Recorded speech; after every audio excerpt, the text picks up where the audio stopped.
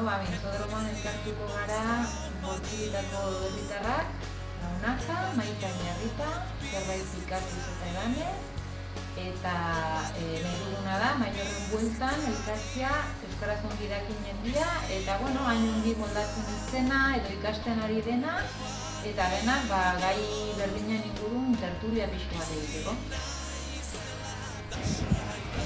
Euskara hobetzeko eta mintza praktika egiteko.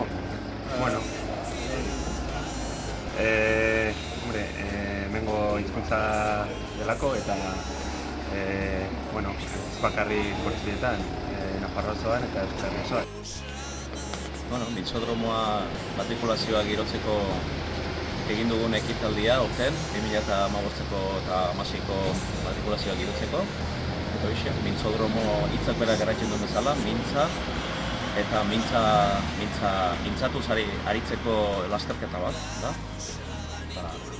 Euskara erakusteko eta euskararekin lasterka edo bakotxa bere ritmoan, mailaren arabera, solaz pixka bat egiteko eta gai ezberdinei buruz ongi pasatzeko. Anima zaituzte mintzomodromora joateko, ongi pasatuko duzulako. Izango da divertigarria, ikasiko duzu asko, mintzodromoan eta merezi du eta gehiago euskara ikasiko.